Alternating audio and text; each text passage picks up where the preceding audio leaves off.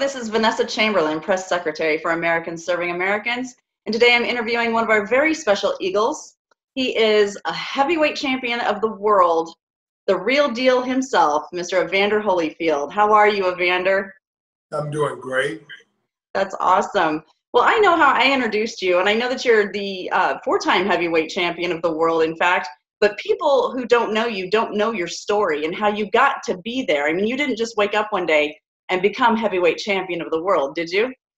No, I started at the age of 8 years old, and at the 8 years old, this older man named Carter Morgan at the Warren Memorial Boys Club told me I could be like Muhammad Ali. and he asked me, "What do you think?" I told him I had to ask my mom. He said, well, he looked at me and said, "You know, you have a good mom." So I didn't understand why he said that, but it's obvious that, no one goes anywhere by himself. They need support. And so he said, "So go ask that good mom you have and see what she said." So I went home and asked my mom. She said, "Well, yeah, you can." She said, 3 things you have to do: listen, follow direction, and don't quit. And those are the 3 things that allow me to be the person I am today. So that drove you to become who you are today. Now, before you hit heavyweight champion of the world, did you have any other, I mean, you had to have other classes or belts, not belts, but other classes to go through in the boxing world before you hit that level, right? Well, I had a lot of them to go through, as I started. You got to understand, I weighed 65 pounds when he told me this. And the first thing, I became the Boys Club champ.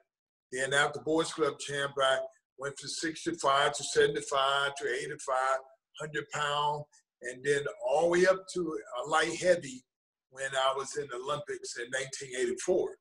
And so after the Olympics, then I moved up to cruiserweight, which is 190 pounds. And I mean, it was 1986, and I became the WBA cruiserweight champion. In 1987, I became the International Boxing Federation champion. Then in 1988, I became the undisputed cruiserweight champion because I got the last title in WBC. And then that's when I felt that I was good enough to move to the heavyweight division. Very good, very good. So you definitely have a journey that you went through, and I know that your mom played a big part in your life. I know I've talked to you before, and you really do love your mama. Okay, so you are one of our Eagles in Americans Serving Americans, and we are so overjoyed to have you as one of our Eagles. What I'm wondering is what drives your passion for helping other entrepreneurs succeed? What drives my passion is the fact that I was that kid that need direction and which way to go.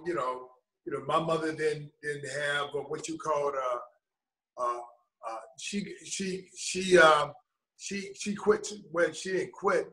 She went to school to 6th grade, and so everything that my mother told me, she taught me through experience, more so than reading the book, do this and all that. My mother had some strict rules: listen, follow direction, don't quit.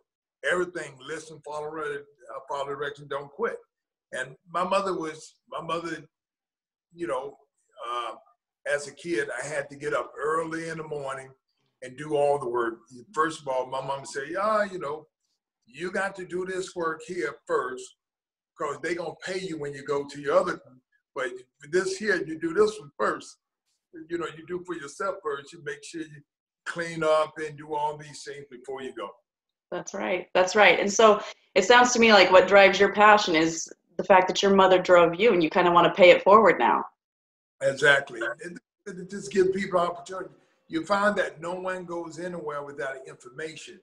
When things appear to be static, no one passing out the information to how to move on. That's right. That's right. And we definitely know entrepreneurs who are trying to get from here to up there do definitely need some help. So you are going to join us this Saturday at our Eagles Nest Showcase for the entrepreneurs. Is there any advice that you have for the entrepreneurs who will be presenting to you, presenting their products, their services, their businesses to you? What would you tell them? Well, the most important thing, you have to know what you want to be. You really have to know. And you can't choose something that you like. You have to choose something that you love.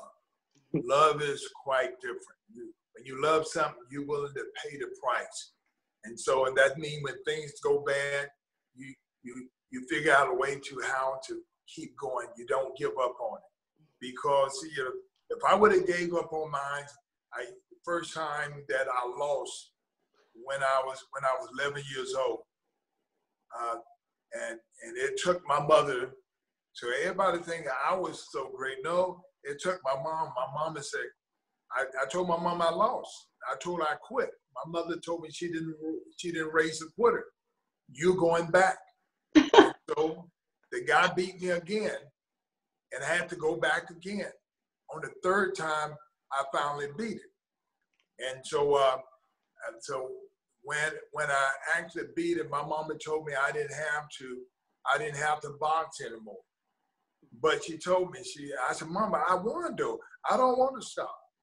And she told me these words here. These words, exactly what she said. She said, son, she said, you'll never reach your goal if you quit. She said, setback pays the way for a comeback. Everything don't always go your way, but the setback pays the way for a comeback. I love your mother. Hold on for a second. Sure.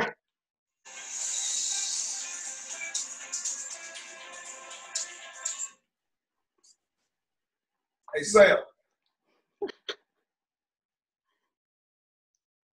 Okay, then I'll be there. I'm doing the interview right quick. I'm doing the interview. Okay, then.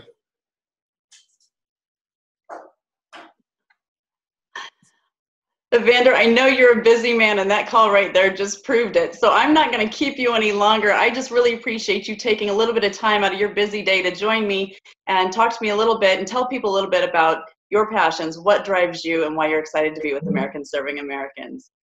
Thank you so much for your time, Evander. Thank you. Until next time, this is Vanessa Chamberlain with Americans Serving Americans. Thank you for joining us.